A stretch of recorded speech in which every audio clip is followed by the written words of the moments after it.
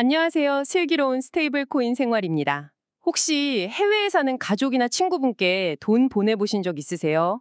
이게 뭐 보내는데 하루, 또 받는데 이틀, 중간에 주말이라도 끼면 뭐 일주일이 그냥 휙 지나가기도 하잖아요. 근데 만약에 이 모든 과정이 그냥 메시지 보내는 것처럼 단 몇 초 만에 끝난다면 어떨까요? 오늘 이야기는 바로 그 상상이 현실이 되기 시작했다는 소식입니다. 바로 마스터카드가 스테이블 코인 지갑에 직접 돈을 쏘기 시작했다는 뉴스입니다. 네. 지난 11월에 싱가포르 핀테크 페스티벌에서 나온 아주 중요한 발표였죠.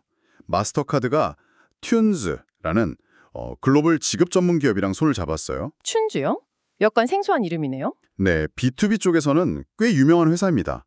핵심은 앞으로 마스터카드 네트워크를 통해서 돈을 보낼 때 기존의 은행 계좌나 카드 이런 거 말고요. 네네. USDC나 USDT 같은 스테이블 코인 지갑으로도 거의 실시간으로 송금이 가능해진다. 바로 이 내용입니다. 사실 많은 분들이 또 코인 얘기네? 하고 그냥 넘기실 수도 있을 것 같아요. 그렇죠. 충분히 그럴 수 있죠. 하지만 저희가 오늘 굳이 이 이야기를 꺼낸 이유가 있습니다. 이게 단순히 코인 업계만의 소식이 아니라 전 세계의 월급 지급이나 해외 송금, 플랫폼 정산 같은 돈의 흐름 자체를 근본적으로 바꿀 수 있는 아주 거대한 신호탄이기 때문이거든요. 오늘 이 변화의 의미를 제대로 한번 파헤쳐 보겠습니다. 좋습니다. 그럼 먼저 이 발표의 핵심 구조부터 좀 살펴볼까요? 마스터카드의 글로벌 지급 플랫폼 중에 마스터카드 무브라는 게 있거든요. 마스터카드 무브. 네, 거기에 이제 튠즈의 기술을 통합하는 방식인데요. 여기서 통합이라는 게 구체적으로 어떤 의미일까요? 사실 페이팔이나 다른 해외 송금 앱들도 비슷한 서비스를 이미 하고 있잖아요. 근데 굳이 마스터카드가 뛰어든다고 해서 이게 판이 바뀔 만큼 다른 점이 있나 싶기도 하고요. 아주 좋은 질문입니다. 핵심적인 차이는요, 공식적인 선택지가 되었다는 점에 있어요. 우리가 보통 돈이 최종적으로 도착하는 종착역을 엔드포인트라고 부르거든요. 엔드포인트. 네. 지금까지 그 공식적인 종착역은 딱 세 가지였어요. 은행 계좌, 카드, 현금 수령처. 그렇죠. 계좌 번호 알려주거나 카드로 받거나. 네, 바로 그거예요. 그런데 이번 제휴로 마스터카드라는 이 거대한 금융 시스템의 공식적인 종착역 목록에 스테이블 코인 지갑이 네 번째 옵션으로 딱 추가된 겁니다. 아하, 그러니까 비유하자면 지금까지는 좀 암암리에 쓰이던 비공식 루트가 이제는 고속도로 정식 나들목으로 인정받은 거랑 비슷한 거군요. 와, 정확히 그 비유가 맞습니다. 딱 그거예요. 튠즈는 이미 전 세계 수많은 디지털 지갑에 스테이블 코인을 실시간으로 쏴줄 수 있는 네트워크를 다 구축해놨거든요. 이미 길이 다 깔려 있었군요. 그렇죠. 마스터카드는 이 잘 닦인 길을 자기네 거대 플랫폼에 그냥 플러그 꽂듯이 딱 연결한 거죠. 이제 전 세계 수많은 기업들이 고객한테 이렇게 물어볼 수 있게 된 거예요. 돈 어디로 보내드릴까요? 계좌, 카드, 아니면 스테이블 코인 지갑. 이렇게요. 이론적인 설명만으로는 아직 감이 잘 안 오실 수도 있으니까 구체적인 사례를 하나 들어보면 좋겠네요. 예를 들어서 미국에 있는 어떤 플랫폼 기업이 필리핀에 있는 프리랜서한테 대금을 정산해주는 상황을 한번 가정해보죠. 네, 아주 좋은 예시입니다. 기존 방식이라면 미국 회사는 필리핀 현지 은행으로 송금을 해야 했죠. 네. 이 과정에서 여러 중개은행을 거치면서 시간도 며칠씩 걸리고 수수료도 꽤 붙잖아요.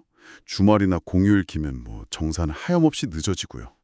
진짜 제 주변에도 해외 프로젝트 대금 받으려고 막 한 달 내내 고생하는 디자이너 친구가 있는데 그 친구한테는 정말 복음 같은 소식이겠네요. 바로 그렇죠. 새로운 방식에서는 그 필리핀 프리랜서가 그냥 자기 USDC 지갑 주소만 플랫폼에 딱 등록해두면 끝입니다.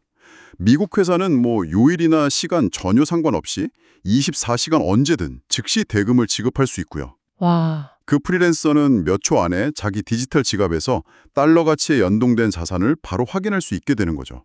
여기서 가장 중요한 포인트는 이 스테이블 코인 지갑이라는 게 더 이상 일부 얼리어답터들의 전유물이 아니게 됐다는 거군요.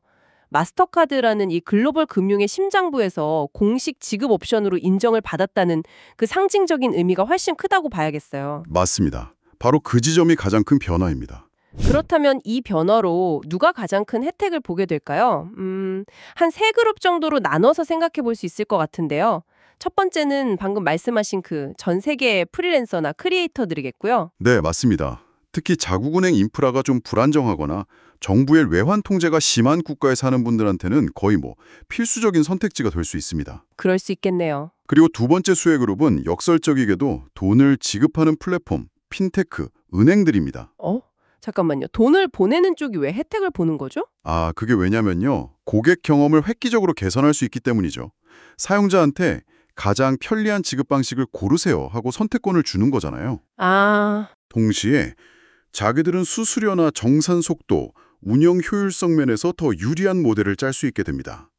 예를 들면 고객한테 물건값은 카드로 받지만 판매자한테 정산해 줄 때는 수수료가 더 저렴하고 즉각적인 스테이블 코인으로 해주는 거죠. 그런 하이브리드 정산 모델 같은 새로운 상품 설계가 가능해지는 거군요. 바로 그겁니다. 마지막 세 번째 그룹은 금융 소외계층, 소위 언더뱅크드라고 하죠. 그리고 자국 통화 가치가 불안정한 국가의 국민들이라고 하셨어요. 마스터카드랑 튠지도 이번 발표에서 금융 포용을 굉장히 강조하던데요. 바로 그 점입니다. 은행 계좌가 없어도 스마트폰이랑 디지털 지갑만 있으면 전 세계 어디서든 달러 가치에 연동된 자산을 받을 수 있는 길이 열리는 거니까요.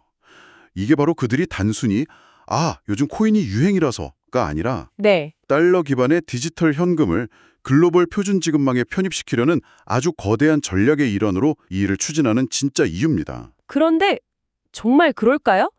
은행 계좌가 없는 분들이 과연 암호화폐 지갑은 쉽게 만들 수 있을지 저는 좀 의문이네요. 스마트폰 사용이나 디지털 문해력 같은 또 다른 장벽이 생기는 건 아닐까요? 굉장히 현실적이고 중요한 지적입니다. 당연히 그런 장벽이 존재하죠. 그래서 이건 모든 문제가 해결된다, 이런 만병통치약이 아니고요. 또 하나의 아주 중요한 선택지가 생긴다는 관점에서 봐야 합니다. 그리고 바로 그 지점에서 우리가 앞으로 넘어야 할 과제들, 즉 리스크에 대한 이야기로 넘어가게 되는 겁니다. 맞아요. 이렇게 장밋빛 전망만 있을 리가 없죠.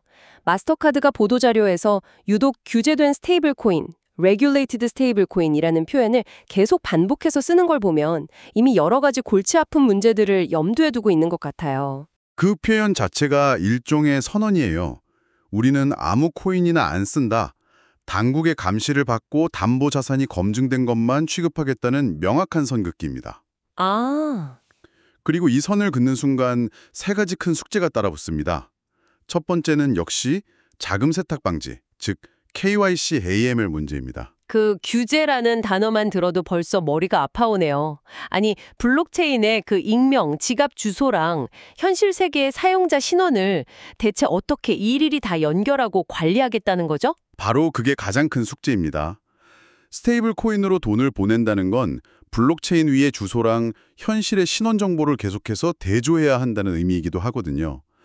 나라마다 규제도 다 달라서 이걸 기술적으로 또 정책적으로 풀어나는 게 가장 큰 관건이 될 겁니다. 신원 확인 문제가 해결된다고 쳐도 결국 그 돈을 제가 쓰려면 원화로 바꿔야 할 텐데요.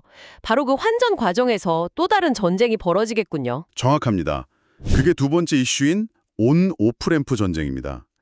받은 스테이블 코인을 현지 통화로 바꾸는 그 오프램프 과정에서 발생하는 수수료와 고객 데이터를 누가 차지할 것이냐? 이걸 두고 카드사, 거래소, 핀테크, 은행들이 정말 치열하게 싸우게 될 겁니다. 이 시장을 누가 선점하느냐가 미래 금융의 주도권을 결정할 수도 있겠네요. 그렇죠. 결국 이 모든 게 잘 돌아간다고 해도 저는 가장 근본적인 불안감은 남는 것 같아요. 이 모든 시스템이 결국 USDC나 USDT가 1달러의 가치를 계속 유지할 거라는 그 믿음 위에 세워진 거잖아요. 만약에 그 믿음이 깨지면 그때는 어떻게 되는 거죠? 그게 바로 세 번째, 가장 근본적인 리스크인 스테이블 코인 자체의 리스크입니다. 만약 발행사의 담보자산에 문제가 생기거나 예상치 못한 규제가 터지거나 혹은 그 스테이블 코인이 올라가 있는 블록체인 자체에 심각한 문제가 생긴다면 이 새로운 지급 네트워크 전체가 한순간에 무너질 수도 있는 거죠. 들어보니 결국 모든 결제는 이제 스테이블 코인으로 이런 선언이 아니라 우리 같은 거대 금융사들은 이런 까다로운 조건들을 모두 충족해야만 너희를 이 놀이에 끼워줄 거야 라고 선에 긋는 것에 가깝군요. 와, 완벽한 정리입니다. 이제 막 게임의 규칙을 정하면서 첫 발을 뗀 셈이죠. 그렇다면 마지막으로 이 뉴스를 한국에 있는 저희가 어떤 시각으로 봐야 할지 정리해 볼 필요가 있겠습니다. 네, 세 가지 포인트를 짚어드리고 싶습니다. 첫째, 카드 네트워크의 진화 방향을 읽어야 합니다. 카드사들이 이제 결제를 넘어서 지급, 즉 송금이나 정산 영역까지 스테이블 코인을 활용해서 영토를 확장하고 있다는 큰 흐름을 봐야 해요. 아, 과거에 마스터카드가 스테이블 코인 카드를 만들었던 것과 이번 제휴를 연결해보면 결제와 지급을 하나의 레일에서 모두 처리하려는 큰 그림이 보입니다. 두 번째는 당연히 한국의 상황과 비교해서 봐야 한다는 거겠군요. 우리는 지금 원화 스테이블 코인을 허용할 거냐, 은행 예금 토큰으로 갈 거냐 이걸 놓고 이제 막 논의를 시작했는데 글로벌 플레이어들은 이미 저만치 앞서가고 있다는 현실을 직시하겠어요. 맞습니다. 우리가 청사진을 놓고 토론하는 동안 저쪽에서는 이미 고속도로를 깔고 있는 거죠. 속도의 차이가 벌어지고 있습니다. 그렇군요. 그래서 세 번째 포인트가 중요해지는데요. 지금의 글로벌 사례를 보면서 미래에 대한 힌트를 얻어야 한다는 겁니다. 어떤 힌트 말인가요? 언젠가 우리도 한국형 디지털 화폐, 예를 들어 원화 스테이블 코인이든 예금 토큰이든 만들게 될 텐데요. 그때 가서 이걸 기존 카드나 피지사 결제망과 어떻게 연결하고 사용자에게 어떤 편리함을 줄 수 있을지를 지금부터 미리 설계해야 한다는 겁니다. 단순히 어떤 코인에 투자할까? 이 질문을 훨씬 넘어서야 해요. 궁극적인 질문은 이것입니다. 한국의 결제 지급 인프라라는 거대한 설계도 위에서 스테이블 코인이라는 새로운 도구를 어떤 역할로 또 어디까지 받아들일 것인가? 이 질문에 대한 사회적, 기술적 그림을 진지하게 그려야 할 때가 온 거죠. 네, 오늘은 마스터카드와 튠즈의 제휴 소식을 통해 이것이 단순한 파트너십이 아니라 지급 레일의 디지털 달러화라는 거대한 흐름 속에서 어떤 의미를 갖는지 깊이 있게 분석해봤습니다.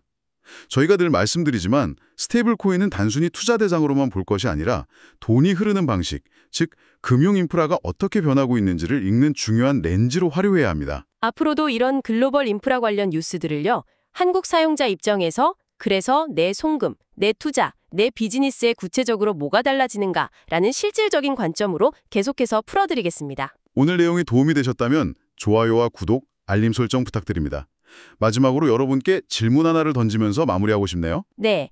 만약 여러분이 지금 쓰고 있는 서비스에서 오늘 저희가 이야기한 이런 스테이블 코인 지급 옵션이 생긴다면 여러분은 사용하시겠습니까? 아니면 기존 방식을 고수하시겠습니까? 댓글로 여러분의 솔직한 의견을 남겨주시면 저희가 다음 컨텐츠를 만드는 데 정말 큰 힘이 될 것 같습니다. 저는 다음 시간에 또 뵙겠습니다. 감사합니다.